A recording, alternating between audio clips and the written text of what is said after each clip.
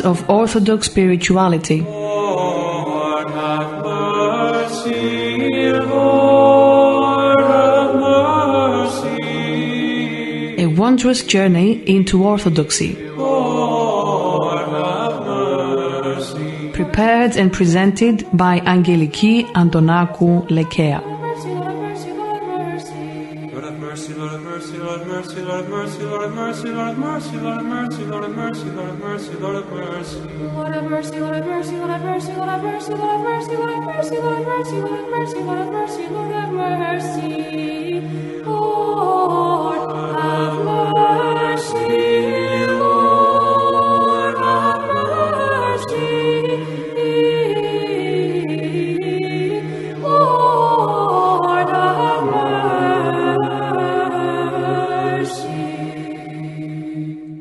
Hello, dear listeners. We are continuing to read from the book Spiritual Struggle, the third volume in the series Spiritual Counsels by Saint Paisios. Today we will be finishing this volume. Let us not provide false ease to others in their passions. The continuation. If the spiritual father were to justify each person's passions, he would ease their consciences, but they wouldn't be helped spiritually. If we are to ease each person's conscience in his passions, why not also put the devil at ease? Why not also please the devil?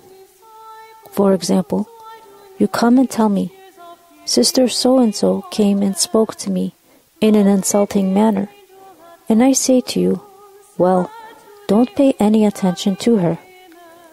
This will put you at ease.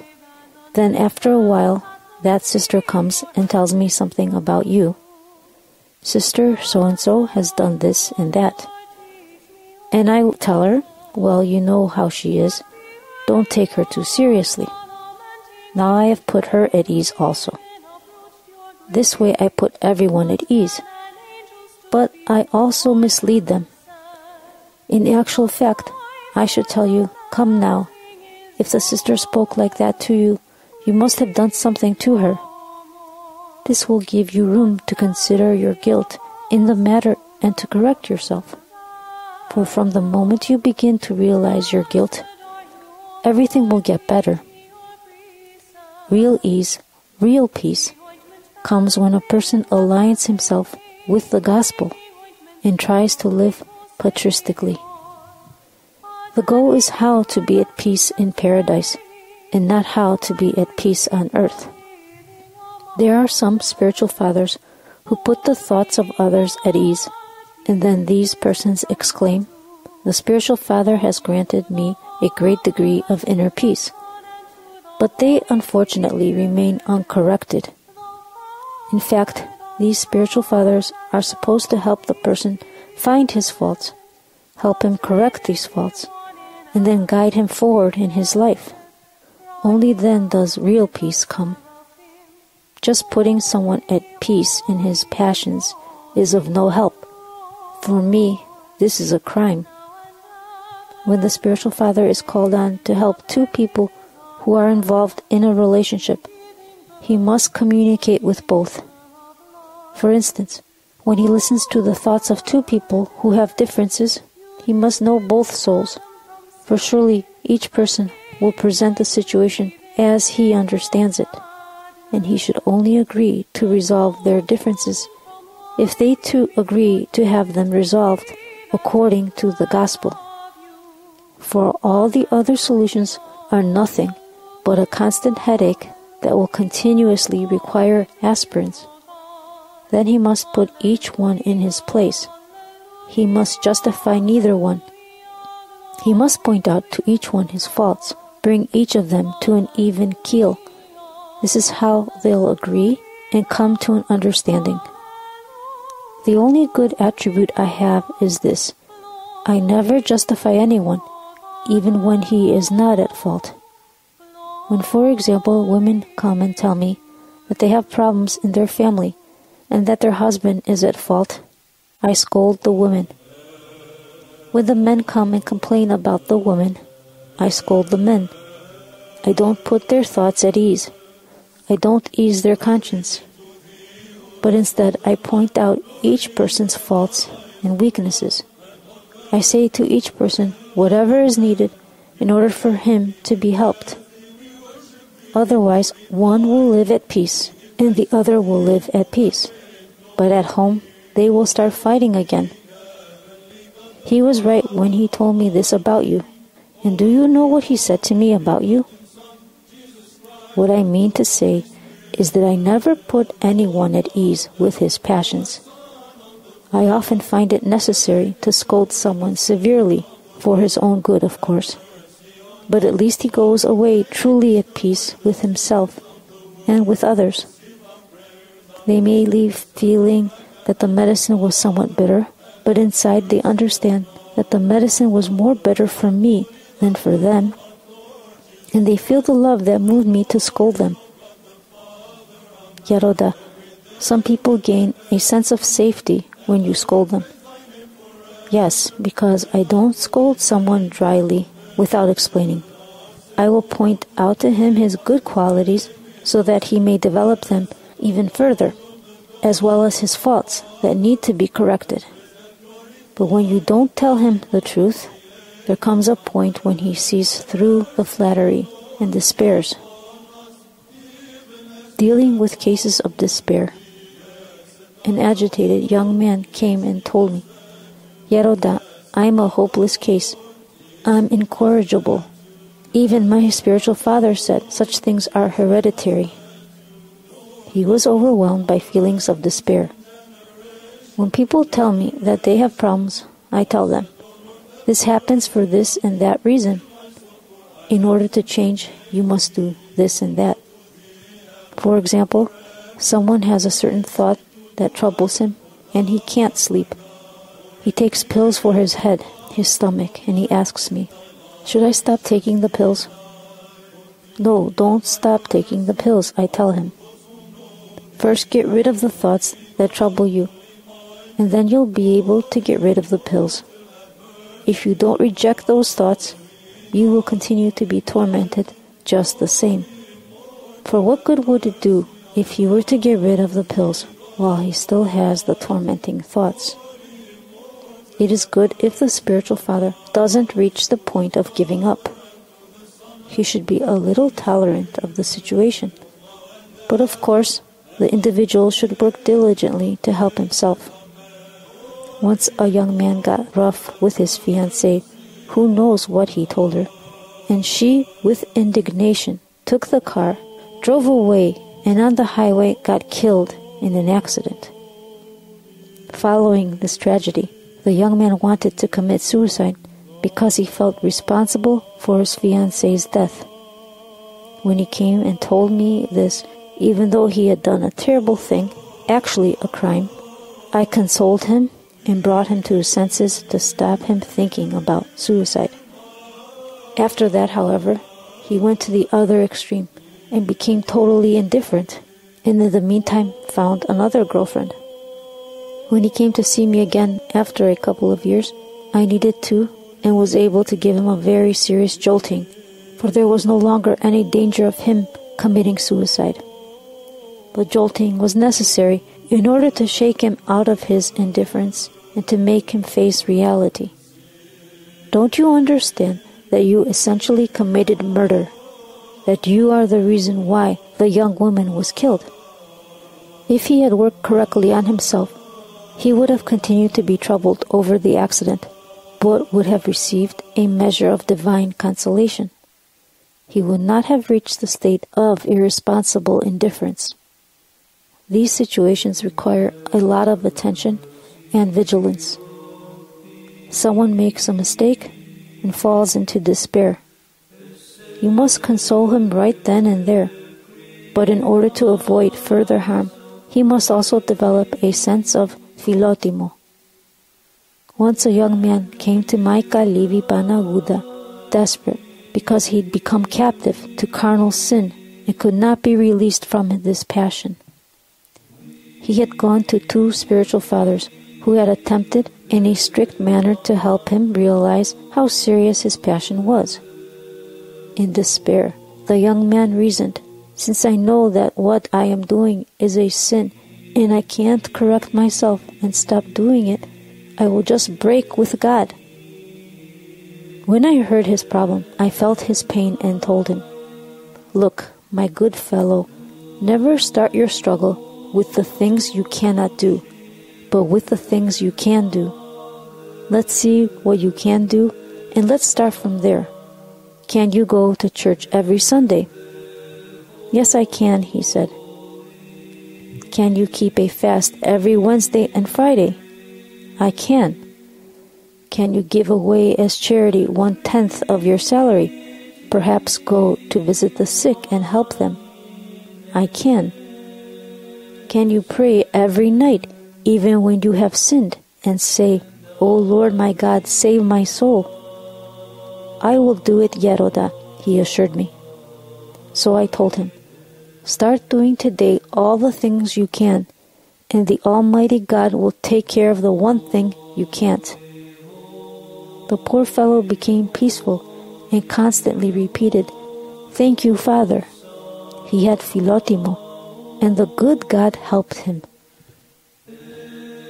Strictness towards the impudent, leniency towards the Philotimo-Filled persons.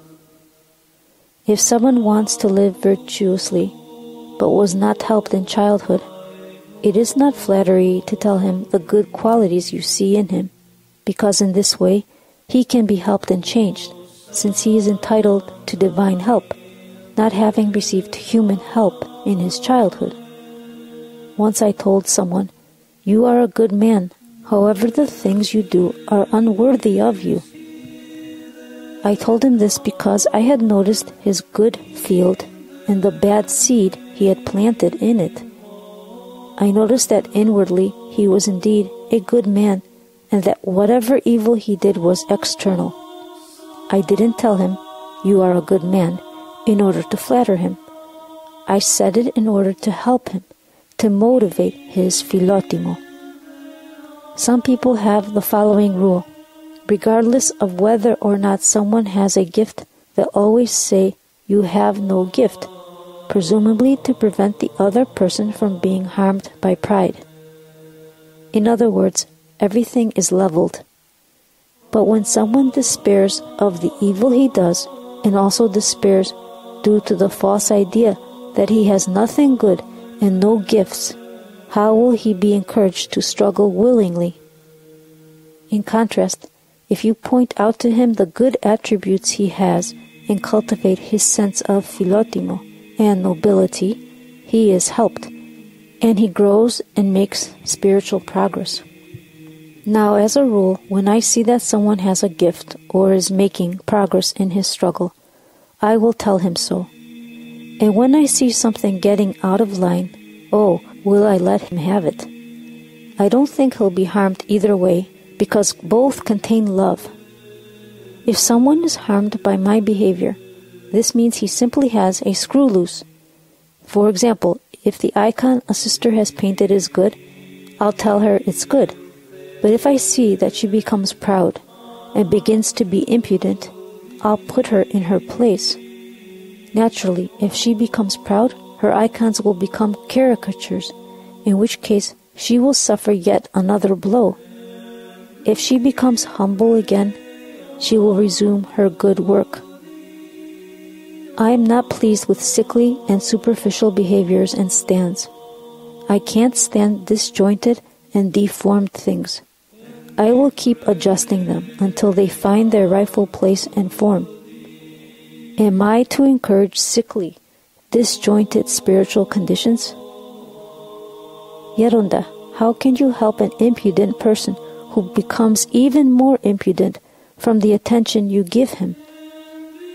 Let me tell you, when I see that this person is not helped by my concern, my kindness and love, then I tell myself that I will have nothing to do with him and force myself not to treat him with kindness. Normally, the more kindness is shown to you, the more you should be transformed with a broken and a contrite heart. Here's what happened in the past with someone. In the beginning, I was forced to relate to him certain divine events that I had experienced in order to help him.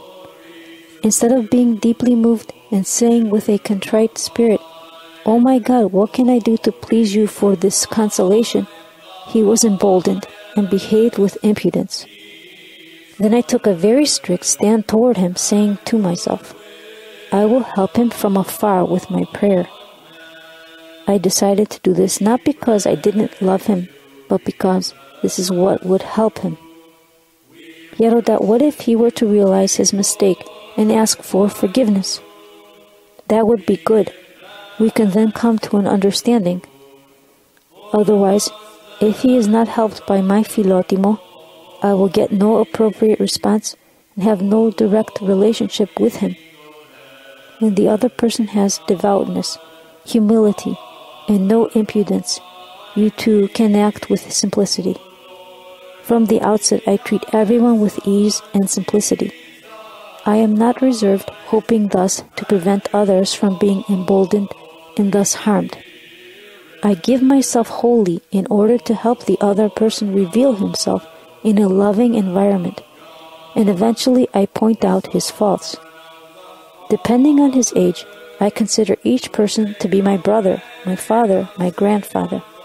I create sunshine in order to bring all the snakes, the scorpions, the beetles, the passions out in the open, and then I help him to kill them off.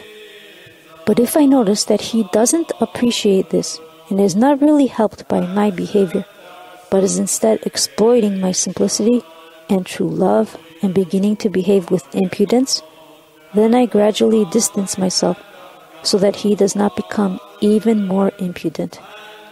But in the beginning, I give myself wholly, and this is why I have a clear conscience. Once in the monastery of Stomion, I had taken a young man in to help him learn to be a carpenter. I treated him with kindness and like a brother, but I began to notice certain things that were not good, and I was not pleased with them. I asked him once, "What time is it?" And he replied, "The clock is going at the same pace as your mind."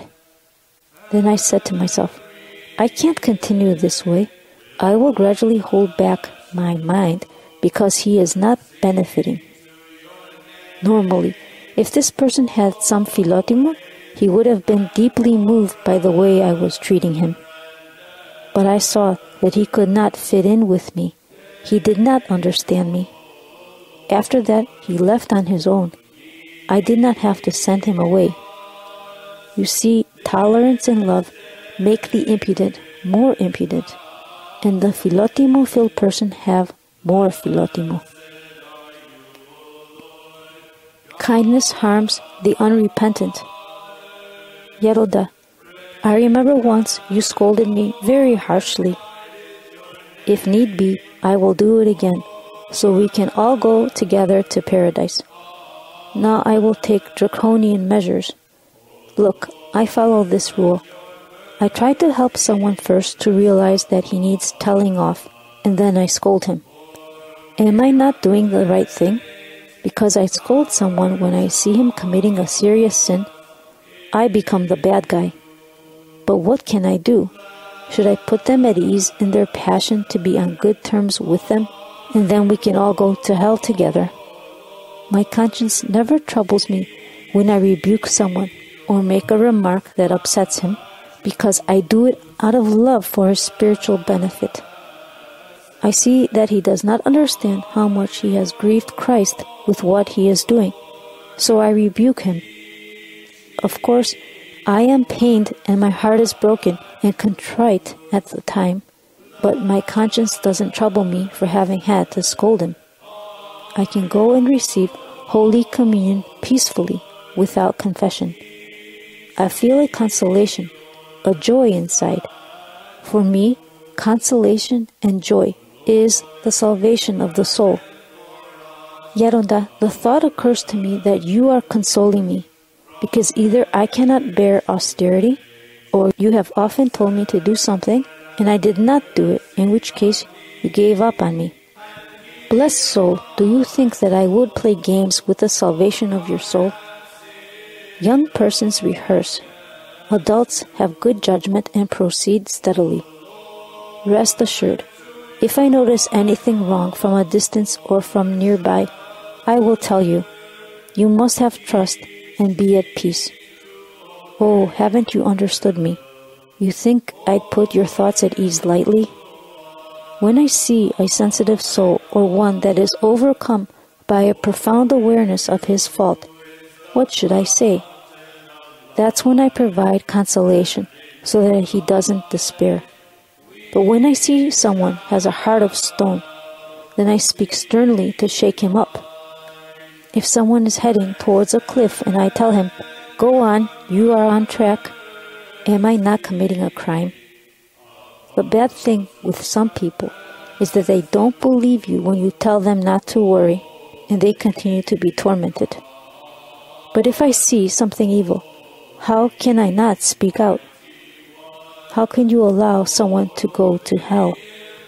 When you have a sense of responsibility, you speak out whenever necessary. For me, personally, it is easier to be silent, but I can't when I am responsible. Also, one must be careful of the following. Let's say you do something bad to me. I forgive you. You do something bad to me again, and again I forgive you. I am all right, my conscience is clear. But if you do not correct yourself, because I keep forgiving you, this becomes very serious. It is quite another matter if you are incapable of being corrected completely.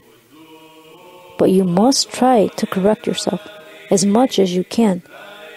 Don't ease your conscience by saying, "As long as he's forgiving me, I am all right. It's not on my conscience. Who cares? No worries." Someone may have made a mistake, but he repents, he weeps. With pain in his heart, he asks for forgiveness and continues the struggle to correct and improve himself. In this case, there is awareness, acknowledgement of the fault, and the spiritual father must forgive him. However, if he does not repent, but continues in his old ways, the spiritual father who has responsibility for his soul cannot just sit back and smile. Kindness is harmful to the unrepentant. Respect for the freedom of others. Yeronda, is it possible for someone to purposefully hide a sin from his spiritual father? Yes, but even if the spiritual father knows of this hidden sin or understands something, it is not to his advantage to speak up, nor will it benefit the penitent to be told. I often see something in a person's struggle. I surmise or know what has been done, but out of respect I say nothing, unless that person reveals it himself. I consider it to be a matter of compulsion, of dishonor, if I tell him when he himself does not wish to reveal it. It is a delicate matter. You don't want to disgrace him. You don't want to force someone like that. There should be freedom of will. But if I see that he might be in danger, and there is no other way to help him, or that he is ignorant of the danger and will come a cropper and be destroyed, then I will find a way to say something to him. It is better to give the other person the chance to understand his fall when he asks to know, and let him on his own attack his old self, for he will experience less pain this way. You see, even a small child, when it falls down on its own, will cry less than it would if it had been pushed by another child. For someone to advise someone else to do something, the one who receives the advice must be humble, while the advice giver must be 10 times more humble and try to apply the same advice to himself. I myself should be able to personally exert greater effort than what I am asking for from the one I am giving advice to. And even then, I will think twice about whether or not to give the advice. Of course, correction should always be given to a person who you know and is close to you. The spiritual father will see what rights have been given to him by the other person and what responsibility he bears for him, and will act accordingly. when he has assumed the responsibility for the soul, then he is obliged to censure, but naturally with discernment. It does not help, however, to play the role of teacher and to censure another person if he has not given you the right. It is like someone coming into my cell and shifting my things around, putting my vigil lamp here, my bed there, and hanging my koboskini elsewhere without asking me. The spiritual father's love for the penitent who confesses. The grace-filled spiritual father loves and feels pain for the soul because he knows its great value. He helps it in repentance. He lightens its burden through confession. He liberates it from anxiety and guides it into paradise. The confessor is called Father. He must try to be a true father, admonishing with divine love and affection. He must put himself in the place of each person who comes for confession and be able to experience his pain so the penitent can see his own pain reflected in the face of his spiritual father. This is particularly needed in our present time, where people are in need of some refreshing water, not strong vinegar. Most people today, being under the attack of demonic influences, find it difficult to accept spiritual advice or a remark. This is why even the scolding must be handed out with love. Point out the person's fault discreetly with a smile or a joke. Love can be sensed, while the passions of the soul betray the person. When there is no love, the critical remark may be made in an outwardly polite manner, but the other reacts badly when he detects only the human element in our behavior. Whereas, when the scolding is handed out with pain and love, the other person may feel pain on the surface, but in the depths of his soul he is not wounded, because he is aware of the presence of love. I know a spiritual father who is particularly stout. Of course, it is his body type, but it may also be that he is not very careful with what he eats. But do you know how much pain he feels for others? How much he cares and is concerned for those who are suffering? He has humility, admitting that he is not an ascetic, but at the same time he also has boundless kindness. And many find more true comfort and peace with this stout spiritual father than they do with many an ascetic one. A spiritual father who is not willing to even enter hell out of love for his spiritual children is no spiritual father. Dear listeners, we have come to the end of Volume 3, Spiritual Struggle, by St. Paisios. We will continue with another reading of Orthodox spirituality in the future. Thank you for listening. Be well. Lord, have mercy. Lord, have mercy. Lord, have Readings of Orthodox Spirituality. Lord, have mercy. Lord, have mercy. A wondrous journey into Orthodoxy. Lord, have mercy. Prepared and presented by Angeliki Antonakou Lekea. Mercy, Lord,